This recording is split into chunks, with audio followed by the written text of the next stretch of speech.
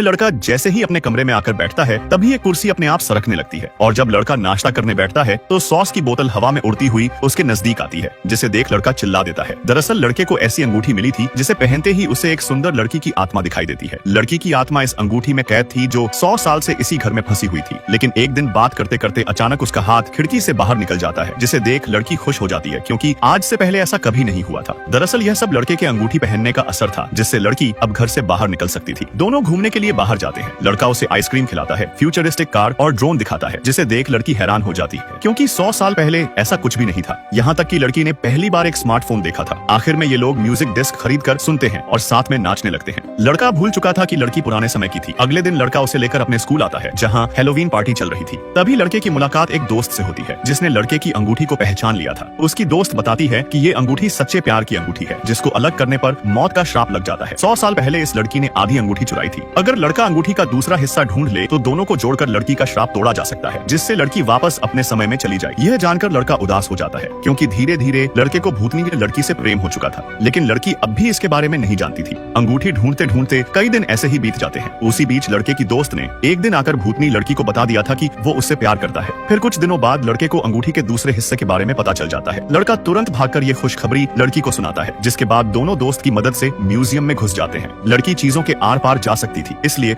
उसके लिए दरवाजा खोलना आसान था, जिसके चलते लड़का आराम से उस कमरे में पहुंच जाता है जहां पर आधी अंगूठी रखी हुई थी। फिर लड़का दूसरी आधी अंगूठी को भी अपनी उंगली में पहन लेता है, जिससे अंगूठी जुड़कर पूरी हो जाती है। लेकिन जैसे ही वो अंगूठी निकालने गया तभी लड़की उसकी रोकती है और तुरंत उसको किस कर लेती है। फिर अंगूठी निकलते ही लड़की गायब हो चुकी थी और जैसे ही लड़का अंगूठी को बॉक्स में वापस रखता है तो लड़की वापस 100 साल पहले पहुंच गई थी, जहां उसने अंगूठी वापस रख दी थी और म्यूजियम से बाहर निकलने के बाद वो मरने से भी बच गई थी। फिर 100 साल बाद जब लड़का एल्बम खोलता है तो उसकी सारी तस्वीरें बदल चुकी थी, जिसमें लड़की कॉलेज जाती थी, नौकरी करती थी और परिवार भी बसा लिया था, जिसे देख लड़का बेहद खुश। चांद से भी 100 गुनी लंबी प्राचीन छिपकली अचानक शिकारी के सामने आ जाती है, जिसे देख जंगली आदमी डरकर तुरंत भागने लगता है, पर छिपकली भी आदमी के पीछे पीछे आने लगी थी। छिपकली का आकार बहुत बड़ा था, जिस कारण वो आदमी के काफी नजदीक आ चुकी थी। तभी आदमी चट्टान के छोटे से गड्ढे में जाकर छिपने की कोशिश कर रहा था, लेकिन फिर भी छिपकली उसको देख लेती है और अपनी जीभ से उसके पैर को पकड़ लेती है। छिपकली और आदमी दोनों खींचातानी कर रहे थे। तभी आदमी पास में पड़ा पत्थर उठाता है और जोर से छिपकली की जीभ पर मार देता है, जिससे दर्द के कारण छिपकली उसके पैरों को छोड़ देती है। फिर आदमी फटाफट पहाड़ पर चढ़ने लग जाता है। छिपकली बहुत गुस्से में आ चुकी थी, लेकिन वो उसको खा पाती उससे पहले ही आदमी पहाड़ की ऊंचाई पर चढ़कर एक गुफा में घुस जाता है।